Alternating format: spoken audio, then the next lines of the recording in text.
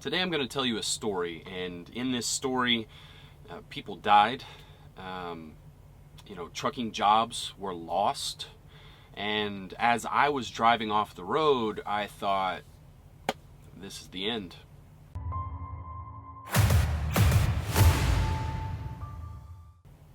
This story takes place from November 20th through November 21st. So I was driving across Wyoming and it started to snow. I took this route because a couple days before it was snowing heavily in western Colorado, and I thought, well, if I go that way, I'm probably going to get stuck. So I'm going to try to maybe beat any weather that's coming across Wyoming. Mistake number one. Wyoming and Nebraska are the only two states that I've ever been shut down in. Nebraska only once, and Wyoming numerous times. I can't even tell you. It's double digits for sure. But anyway, as I'm coming across 80, it starts to snow, and it's still fine. The temperature is certainly below freezing. It's in the mid to upper 20s the entire time, but as you're driving along, you can look at the vehicles on the other side of the road. You can look at your tires. You can look at the tires in front of you. If there's spray coming up off of the tires, then it's still good. There's no ice on the road because it hasn't, it hasn't quite reached the correct temperature to freeze the water to turn into ice. So keep that in mind. But as we're going along, it starts to snow just a little bit heavier. And I pass a truck stop, and in the back of my mind, I thought, man, I really should stop. But I was 55 miles from where I was going to stop for the day, and this was only about 3 o'clock in the afternoon. I'm driving very early hours. So we're going along, and it starts to snow just a little bit heavier, so I do slow down. And up ahead, I see a swift truck. I can barely make it out, but there's no flashers on, and I figure I'm just kind of coming up on this other driver. Typically, the bigger companies drive a little bit slower, so it's kind of normal to pass in adverse conditions as long as it's safe to pass. But as I'm approaching Swift, I realize that he's coming to a stop. Or he's not necessarily coming to a stop, but he's going extremely, extremely slow. His brake lights are not lit up. Like I said, his hazards are not on. Well, by the time that I realized this, I immediately start slowing down. I immediately throw my hazards on, because that's what you do when you're going, you're about to stop in the middle of the interstate. Well, it's too late, and I have to make a decision. There's some trucks coming up behind me on the left that are going faster than I am at this point, and so I realize I can't go left. So the only way to go is right, and I come up on Swift. I'm starting to slide because I'm braking heavier. I've got 40,000 pounds of trailers on me, so I am fairly heavy. And I understand, I kind of realize from a decent distance that there's no way I'm going to stop before hitting Swift. So I have to make a decision. And I'm not going to take out another truck. It's just not in me to do that. So I dive to the right, and I drive off the road, and this road has a pretty good slope on it, and of course it's full of snow, and I'm a lot of things are racing through my mind. The most important thing, I didn't feel like I was going fast enough that even if I did roll over that I was gonna die. It's certainly a possibility. If you've seen a rollover, typically what happens is the trailer goes over. What happens, this truck gets thrown up in the air and whips back down onto the ground, and it's bad news bears for the driver. And anyway, so by the time I stop, my truck is about halfway up the Swift's trailer. And by some miracle, because my traction is not very good in this truck whatsoever, it's very light. With the dummy axle back there, power to only one axle, traction is an issue for me. And anyway, I don't get stuck. Somehow, by the grace of God, I'm not stuck. And that is it was definitely a miracle. But I thought that I was going to either hit Swift or roll over, or worst case scenario, I was going to get just stuck. I was going to shut down the right-hand lane because my trailer was still over there. And, you know, any one of those scenarios are just terrible. The tow truck drivers, which I'll get into that later in the story because that is outrageous, by the way. But, you know, just to get pulled out would have been thousands of dollars. Anyway, so I get stuck on the interstate. Luckily, you know, everybody's fine behind me. I am nervous as I pull back on. You know, like I said, there were a couple trucks that were to my left. They're now, you know, up ahead and stopped, but there's nobody behind me. And this makes me nervous. Swift kind of slowly creeps up. So I actually let him go a little bit. I create some space. That way the people that are coming up behind me, as they're coming up on me, what I'm going to do is I'm going to slowly accelerate and then fill that gap. That way they, you know, they can kind of slow down while hovering on the brake to show my brake lights. But everything is good there. So we wind up sitting on the interstate for 2 hours without moving. I mean, an inch. Nobody does. The word on the CB is, and this, you know, you always get many different stories, but the similar stories that I got were there were between 2 to 3 big trucks involved in this accident, and there were 4 to 5 four-wheelers involved in this accident. And they had the road completely shut down. I guess 2 of the trucks were jackknifed. It was extremely, extremely bad situation. It was a few miles up ahead of me. Well, there's an exit up there. I think it was the 184 and I was sitting at the 186. So a couple hours goes by. You know, they're routing us back east, back to Rollins, and so as we're, you know, it's now, of course, it is now dark, and I mean, just the ice is definitely building up now. Well, on the other side, the eastbound side, that on-ramp is at a pretty decent slope. And by the time I get over there and look at it, I mean, of course, I've got, you know, a line of trucks behind me. The truck in front of me was creeping extremely slowly because he was going to go straight and he was going to go park back over there. There was a side road. There were about, you know, there were, I don't know, 6, 7 trucks parked over there. There was a small little parking space, but it was already full.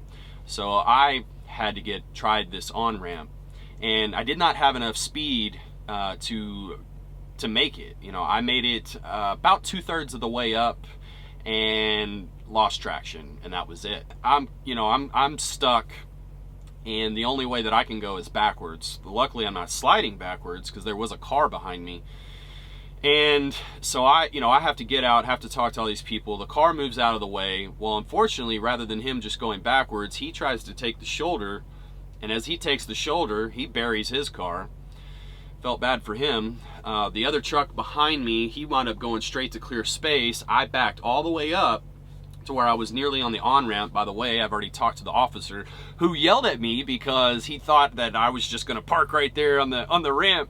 I was like, no, man, I'm stuck. So I'm trying to build up some momentum, try to get up this thing. I can't make it. Again, I make it about 3/4 of the way up with a little bit of speed. I didn't get to build up a whole lot of speed, unfortunately. Back down the ramp, I go over to the side road. I park, shut it down, and I've decided I'm gonna stay there and do a 10 right there. Another hour goes by and a trooper comes knocking on my door. He yells at me, not politely whatsoever, he yells at me that everybody's gotta clear out. And I said, look, man, I got stuck on the on-ramp. He said, I don't care, there were combination trucks that were going, you need to go. I'm like, okay, did they maintain the ramp at all? And he said, yeah, it's been maintained. Okay, so me being me, I got out of the truck, walked over there, looked at this ramp. It has not been maintained whatsoever. I knew that I couldn't make this yet again. And there was a trooper sitting there on the corner in his vehicle. So I walked over and I talked to him and I told him, I said, look, man, I'm the guy that got stuck on the on-ramp earlier. I said, I can't make this. It's too nasty on this on-ramp. I cannot get up this ramp. What do you want me to do? And he said, well, just hang out and we'll figure it out. I said, well, I'll let all the other trucks go, and then maybe, maybe I'll give it a go myself. So I let most of the other trucks go, and then I decide, okay, well, I guess it's time. So I get over there, I actually wound up building up more speed this time than I did the second try, but I made it 3/4 of the way up the ramp, lost traction. So I'm coming backwards. As I'm coming backwards, I see a doubles tanker pulling over to the ramp, and I start laying on the horn. I mean, I'm moving backwards. I'm moving not at fast speed, but I'm moving enough where you could tell. And I mean, I'm just laying on the big horn, and he just keeps going. And he goes to the point where he stops almost directly behind my trailer. And of course, emotions are high. Everybody's frustrated. It's freezing cold. It's nasty out. And I got out behind it. I walked over to him, and I didn't exactly treat him politely. I kind of yelled at him, and asked him, man, what the hell were you thinking? Basically, I said, you saw me coming backwards. Unfortunately, he didn't exactly speak the best English. So hopefully a lot of that didn't translate. I mean, I wasn't cussing him out or anything like that. I was just frustrated with him, and he was like, well, just put chains on. And I'm like, all right. So I go back to the officer. I told him, and this is like the only part of the story that I feel good about. And the joke's on me, because in no way, in no shape, form, or fashion is this a good thing. But I walk over to that same trooper and I say, hey man, I need to tell you, I'm stuck. He goes, how did that happen? He said, I can't believe it. There's been so many trucks that have gone up that ramp. I said, dude, I tried to tell you. I said, I have a dummy axle and I have super singles. I cannot make it. I said, I tried to tell you, but you weren't hearing it. He said, man, I'm sorry. He said, we'll be over there and we'll help you. We'll throw some sand down. And I said, look, I said, that might help. I said, about the only thing that's going to help at the moment is chains, and that's a maybe. So as I'm walking back to the truck, now I'm freaking out, because I don't even know if these chains are going to work. I like I said, I have that one axle. That's all that I have. I'm fairly heavy, and the tow bill, like I said, is going to get expensive. Well, as I'm putting the first chain, I break my tool, the tool that you do use to tighten down the chains. Anyway. So I break that. I have to go back and ask the other people. The guy behind me, he found his tool after about 10 minutes of searching. So I get the tool, I go back, it's too big. It doesn't fit my size chains. I'm like, man, this is sick. This is like just Murphy's Law left and right. So anyway, I take my bungees. I don't know if you've seen them in the truck stops, those red little spider looking things. They have 6, it's like a circle, and then it has 6 bungees coming out. And those things are excellent for keeping your chains on. If you're gonna chain up, I highly recommend those things. So I kind of makeshift that, and I put both chains on, I make it up the ramp. So I get on the interstate, and I know that this guy's coming, behind me. I'm creeping. I mean, I'm going like 4 miles an hour. I had already checked before. I had checked, trucker path and looked, and I saw a parking spot. There's a fireworks stand down there. It's got 2 sides parking. It was 3 miles away, and I thought, I'm just gonna go there, figure it out. And so I get on the interstate. The driving lane it's okay at best. The hammer lane is done. I mean, you just don't want to be in that. And the shoulder, no way I'm getting off that. So I'm not going to stop to pull my chains off, because I don't want to sit in the middle of the interstate where, there were occasional vehicles that were coming by. I don't want them to not be able to stop and, wreck, take themselves out, take me out, whatever. So I just go and cross my fingers that my chains are still on once I get off the interstate. So I get down there. It takes me like 25 minutes, I think. I don't remember exactly, but about 25 minutes to go 3 miles. I exit and I pull over, and I see trucks stuck everywhere. There was a truck right in front of me that was by the fireworks stand. His trailer was hanging off in the ditch. There was another truck over here in this parking area. He had buried his steer tire, his driver's steer tire, where there was less than a foot of clearance between the bottom of his headlight and the snow. And so he was stuck. It looked like this other Peterbilt was stuck. It looked like he was buried. He had buried his drives. I mean, it was terrible. So I stopped. This was at exit Highway 789, which I think was exit 187. It goes south directly into Craig, Colorado. And there's a couple of trucks on, this is only 2 lanes, 1 lane each way. There was a couple trucks directly in front of the fireworks stand blocking the southbound lane. So I thought, well, if they're gonna block the southbound lane, I mean, I might as well. So I stopped right before the entrance, the first entrance to the fireworks stand, right there in the middle of 789. So I'm sitting there, and by this time, it's late, and my little buddy at home, he keeps my side of the bed warm, and he was already asleep, of course. So I couldn't call the wife to calm the nerves, to talk through this. Luckily, as I got on the interstate with the chains on, Sammy called me. So I was able to, kind of talk this out, and he helped me to settle the nerves a little bit. So as I'm sitting there, I'm on the phone telling him the story. A trooper pulls up behind me, and I'm like, this isn't happening. This isn't happening. By this time, I have already gotten out of the truck.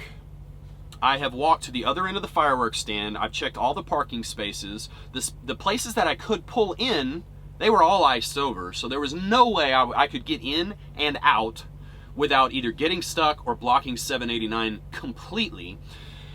So I'm like, I don't know what to do. So I walk back there to the trooper, and I tell him the whole story. I'm like, look, it is not safe for me to get on this freeway. It's not safe. I can't, there's nowhere for me to go. I'll get stuck over here. I'll get stuck over here.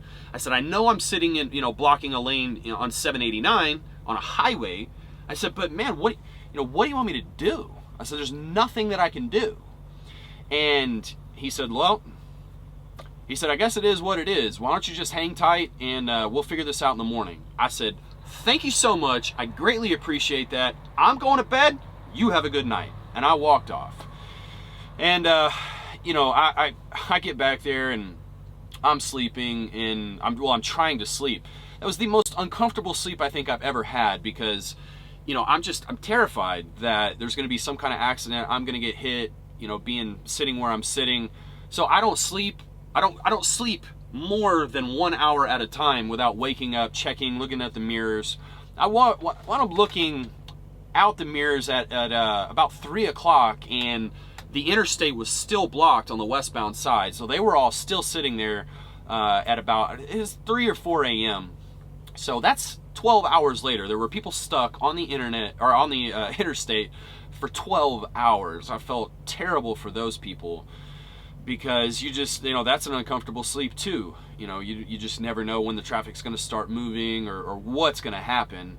But this was extremely uncomfortable. When I came up on Swift, my hands were doing this, as I pulled back on, and I'm trying to take deep breaths and calm myself, because I truly thought I lost it all. I mean, the thing is, I would have lost my trucking career, but there were people that lost their lives that night, and it was way worse for those people. There were, as I was going back eastbound on the phone with Sammy, I was listening to the CB at the same time.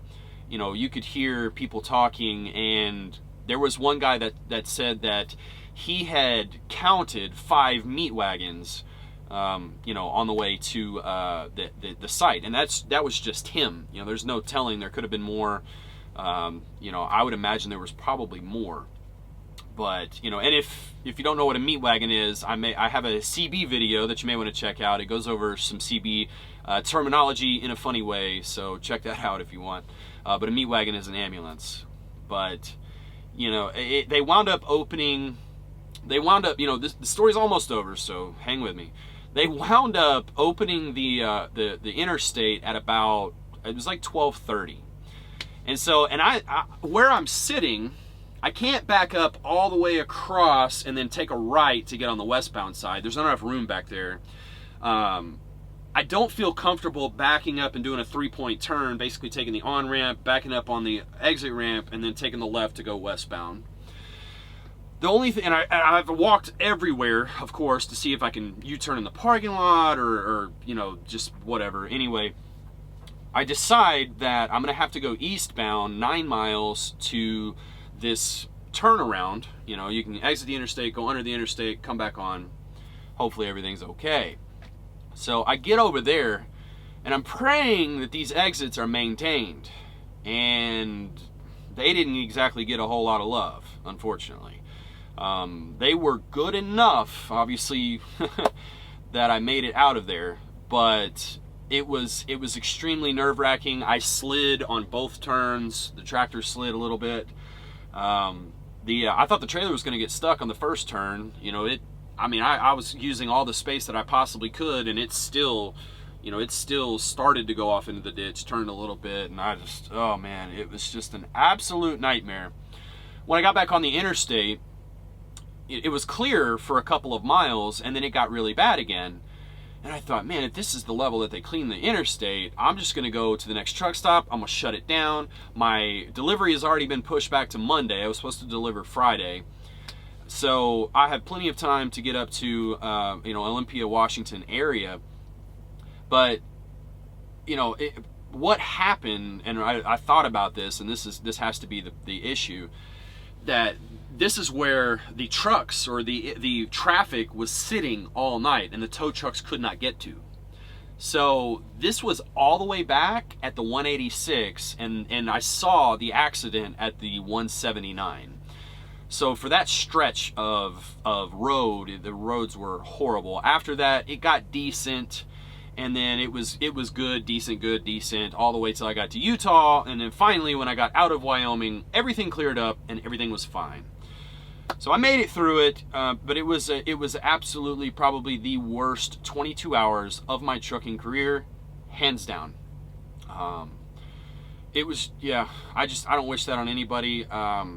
Prayers go out to, all the people that were involved in the accident, and it was a rough time. It was sad, but that's what happens out here, and you have to pay attention, and you really need to listen to those people that are teaching you, whether it be CDL school or wherever you find your information. The guys that have been out here a long time, that have been doing it for a long time safely, there's a reason.